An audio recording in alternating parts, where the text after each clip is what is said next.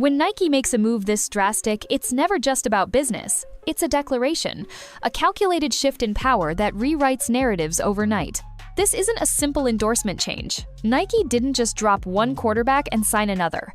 They delivered a corporate statement loud, public, and impossible to ignore. One moment, Dylan Gabriel was fronting their regional campaigns. The next promotional shoots canceled, shoe designs scrapped, and his entire brand value in free fall. No warning, no sympathy, just silence and a swoosh disappearing. At the exact same time, another name was gaining momentum, not because of stats, not because of highlight plays, because of something bigger. Shedeur Sanders. And the way Nike just backed him? It changes everything, not just for Cleveland, but for the entire league. Because when the world's most influential sports brand picks a side, it sends a signal that even coaches can't ignore. What you're about to hear isn't a typical football story. It's about timing, pressure, politics, and how one of the most powerful brands in sports just hijacked the quarterback conversation and handed the future to someone who technically isn't even the starter. Let's break down what really happened, why Nike made this move, and what it means for the careers and reputations of both Shedeur Sanders and Dylan Gabriel. Everything changed the night the lights were brightest. A nationally televised divisional showdown that should have been Dylan Gabriel's moment turned into a full-blown disaster. 2 fumbles, 3 interceptions, blown protection reads that got him sacked hard. And the worst part? It all happened in front of millions. What analysts called a meltdown in real time, fans saw as something far worse, a quarterback unraveling under the very pressure he was supposed to rise above. You didn't have to look at the scoreboard to know it was ugly. The look on his face said it all. Frustration, confusion, collapse.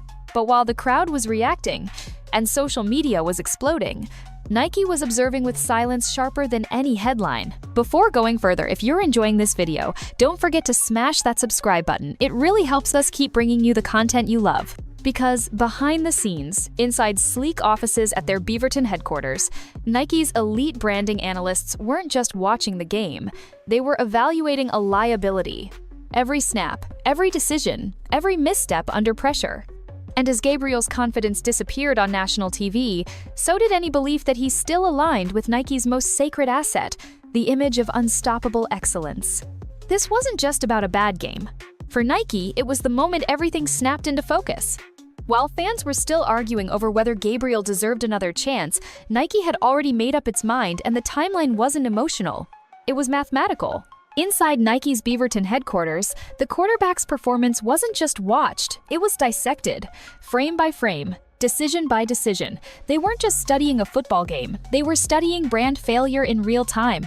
According to reports from executives close to the review process, the concern wasn't just about turnovers or sacks. It was deeper, something more damaging. Gabriel's body language, his sideline reactions, the lack of confidence in his eyes. Metrics Nike had been tracking for months suddenly hit critical levels. One former branding strategist put it bluntly, "He no longer looked like someone we could build around." This is where most people get it wrong. Nike doesn't just sell sneakers, they manufacture narratives. To them, an athlete is either a story of domination or a warning of what happens when pressure wins. Gabriel had slipped into the second category, and that was unacceptable. So, within 72 hours of the game-ending whistle, everything changed. His next photo shoot? Canceled. A high-budget, Cleveland-centered commercial set to launch?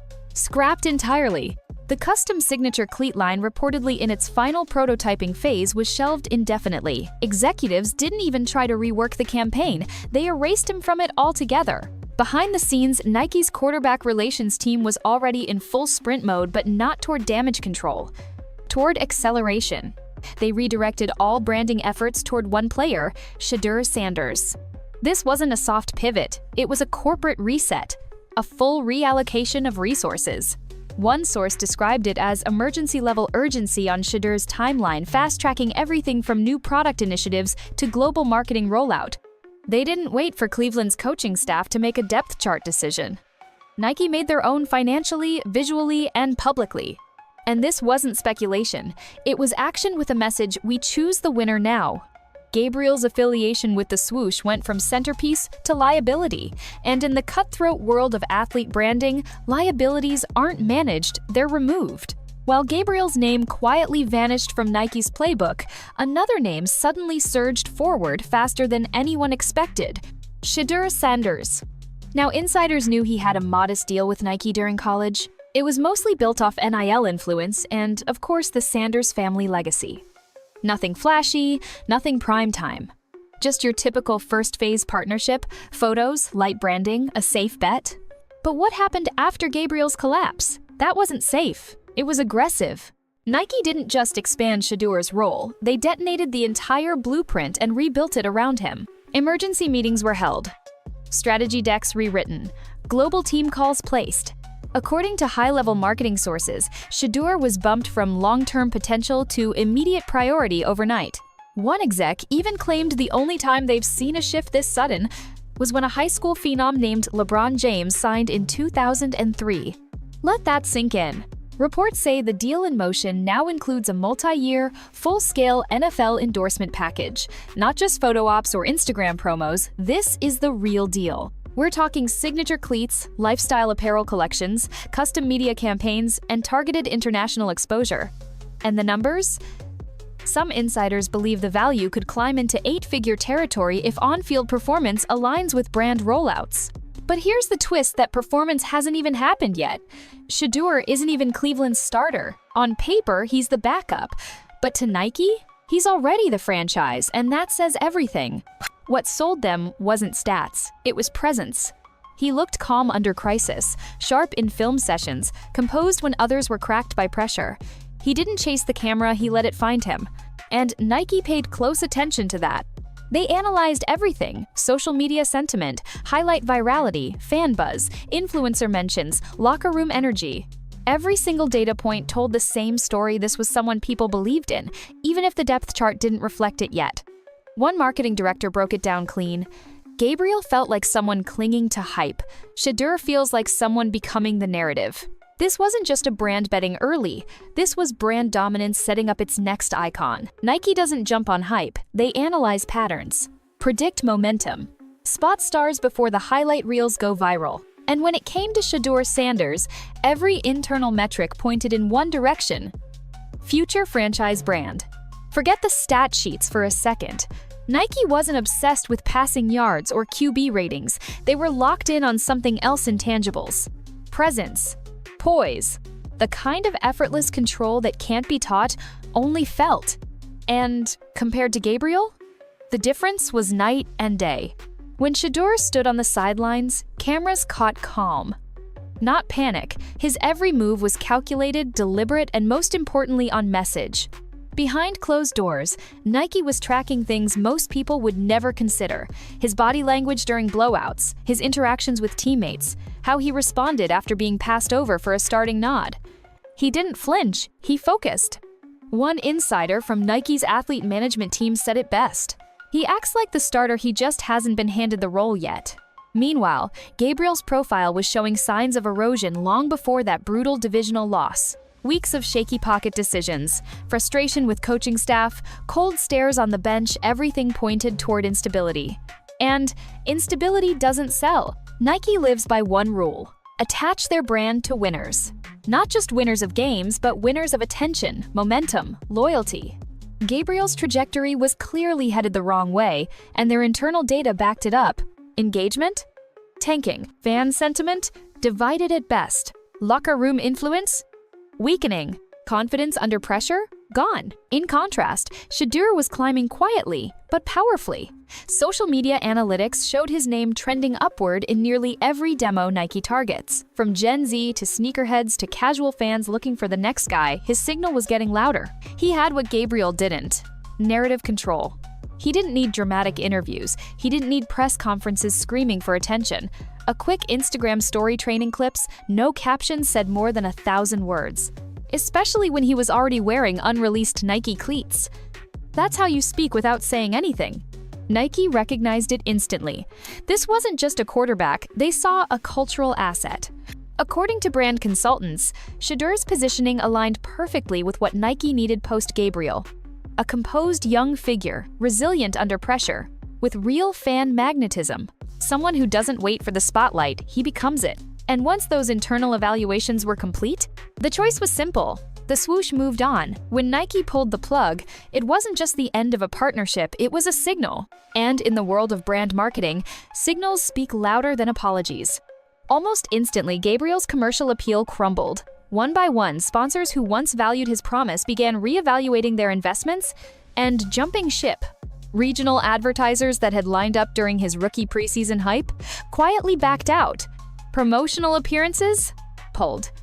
His once steady stream of low-tier endorsements evaporated. Then came the social media spiral. Posts that used to pull in thousands of comments now barely scrape a reaction. Branded content once flooded with excitement was met with silence or worse, sarcasm. His name went from trending to invisible, replaced by edited clips comparing his lowlights to Shedeur's practice highlights. But the collapse wasn't just visible on camera. Behind the scenes, damage control turned frantic.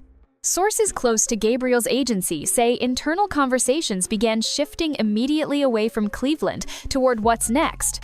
Not what team, what market.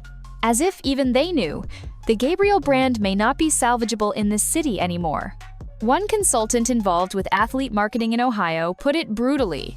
When Nike walks away from you that publicly, every other brand hears the same message, "We're done here." And it's true. The damage wasn't isolated. It rippled. Local businesses lost interest. Media coverage cooled off. Even team facility buzz, once cautiously hopeful, turned ice cold. Influence gone. Energy gone. But maybe the most crushing part? His representation started asking hard questions about whether keeping him tied to Cleveland long-term was the right call. That's not typical for a young quarterback. That's usually reserved for veterans coming off multiple bad seasons. Gabriel's only been in the league a short time, and the whispers are already about relocation and reinvention. And fans? They didn't hold back. The news of Nike's pivot hit Twitter like a wrecking ball. Hundreds of Cleveland fans posted reactions celebrating it, claiming Nike said what the coaching staff was too afraid to. On Instagram, side-by-side edits of Gabriel's turnovers and Shedeur's clean pocket presence flooded the algorithm. Over on TikTok, influencers ran with the narrative, "Nike just picked Cleveland's real QB1." Millions of views, zero mercy. The court of public opinion didn't just flip, it used Nike's move as proof that Gabriel was never supposed to lead this team in the first place. And as he watched the storm unfold, he said nothing.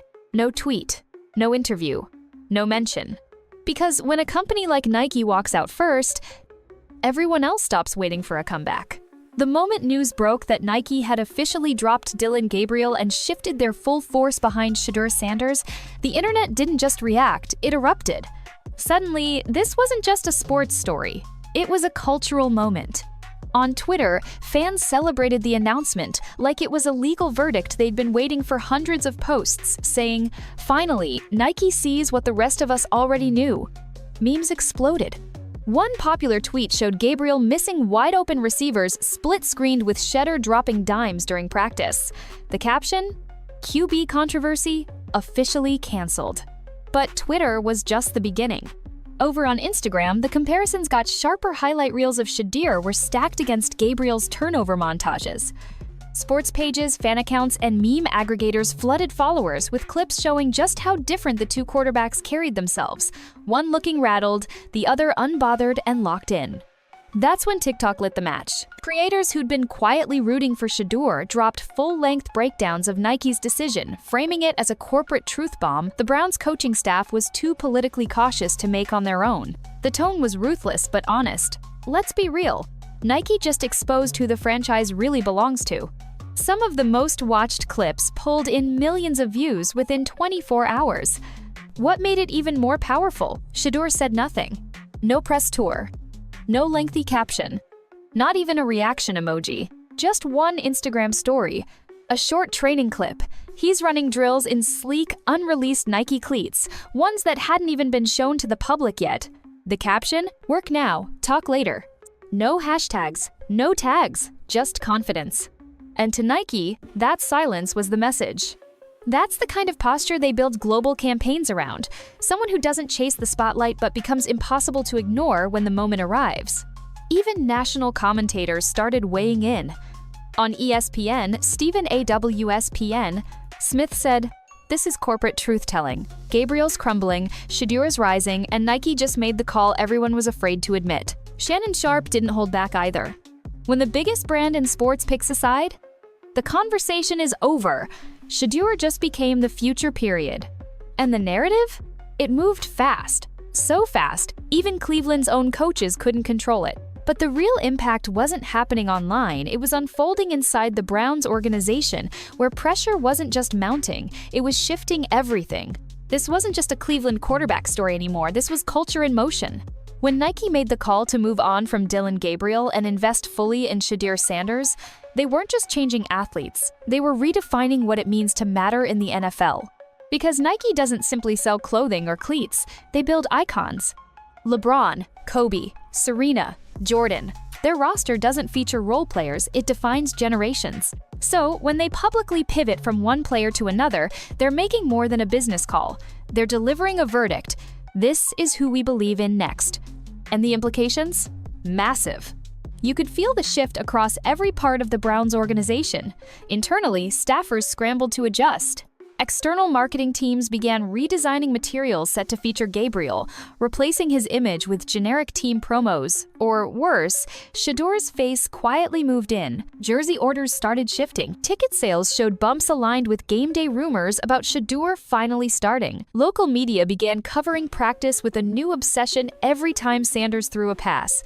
Every gesture on the sideline, even his post-practice outfits. Why? Because it meant something now. Nike's backing had turned Shedeur from just a promising backup into a full-blown symbol. He wasn't only wearing the swoosh, he was carrying the weight of what it represented. Dominance, legacy, leadership. That symbol on his chest spoke louder than any coaching statement. And for Gabriel? The silence said everything. He wasn't trending. He wasn't being built up for a comeback. In the world of sports branding, absence is commentary. But step back for a second and realize what's happening. Nike just set a precedent. They didn't wait for starting status. They didn't demand Gabriel's total collapse. They read the room early, trusted their metrics, and placed a bold bet on someone who hasn't even taken over the huddle yet. Other brands are definitely watching, because this isn't just Nike making a flashy call, it's a tested formula. Identify the next face before the league knows it, then build the player and the narrative from the ground up. It's what they did with young LeBron. It's what they tried with Zion. It's what they never intended to do with Shedeur, until the moment came. And now, they've positioned him not just as Cleveland's rising star, but as one of the league's future marketing cornerstones. Nike's decision didn't just shake Cleveland, it cracked open something bigger, a warning to every player, brand, and franchise in the NFL. Because this wasn't just an endorsement deal gone south, this was a strategy shift. Traditionally, major brands waited until a player started, waited until they produced consistent highlights, waited until their jersey flew off shelves and their playoff stats lit up ESPN. Not anymore. Nike just proved they're done waiting. Now, it's about betting early, locking in narrative control before the league does, gambling on potential and story instead of stats alone. And maybe that's the scariest part, because Shedeur Sanders hasn't even thrown a pro touchdown yet. He hasn't won a game for Cleveland, hasn't led a 2-minute drill in the fourth quarter, but still Nike sees it, believes it, and they've already built their campaign as if he has. That's unprecedented. Other brands are watching, and quietly, they're adjusting. Expect more early investments in rookie deals, more analytical deep dives before a player ever steps on a field, more endorsement packages focused on momentum, cultural gravity, and brandability, not just raw performance. Meanwhile, Gabriel's downfall is already being studied like a case file. Third-round draft pick, thrown into a volatile team with front office chaos, minimal support, and overhyped expectations. He didn't crash solely because of skill, he got caught in a storm. Now, some insiders are wondering if Nike bailed too fast, if they saw weakness and exploited it for a cleaner pivot. One agent, speaking anonymously, didn't hold back. Gabriel wasn't given the infrastructure to succeed, he got set up to fail, and Nike used it as cover. Harsh? Maybe. But here's the truth. Nike doesn't answer to emotions, they answer to shareholders. Their internal tracking systems didn't care about team politics or injury reports. They saw a declining asset in Gabriel and an ascendant one in Sanders. Data doesn't hesitate, and neither did Nike, because to them, it was never personal, it was predictable. When the media narrative, fan sentiment, engagement metrics, and cultural relevance all aligned behind Shedeur, the decision stopped being a gamble. It became inevitable. And that's exactly why this decision didn't end the quarterback debate in Cleveland. It reshaped the dynamics of athlete marketing in the NFL and sent a message the whole league had to hear. You don't have to be the starter to start dominating the story. This wasn't just Nike choosing a new quarterback. It was Nike choosing control. Control over the narrative. Control over perception. Control over who gets to matter in the NFL before a single snap settles it on the field. Dylan Gabriel didn't just lose a shoe deal. He lost the invisibility cloak that protected him from public judgment. When the swoosh turned away, everything followed: fans, sponsors, even silence from teammates who used to cheer him on. And Shedeur? He didn't demand the spotlight. He claimed it without ever asking for it. No press statements. No, "I told you so." Just quiet confidence, viral presence, and the silent backing of the most powerful brand in sports. The result? A quarterback controversy decided not by coaches, but by culture. Nike fired the first shot. Fans followed the echo. Analysts responded in real time. And the franchise, whether they admit it or not, just had its future picked for them. Because in this league, there are players, and then there are brands. Shedeur Sanders? He just became both. And Gabriel? He became a reminder of how fast the game moves when you're no longer part of the plan. So if you're still waiting for the coaching staff to make it official, don't. One brand already did, and they don't make these decisions lightly. Because when the swoosh speaks, the football world listens.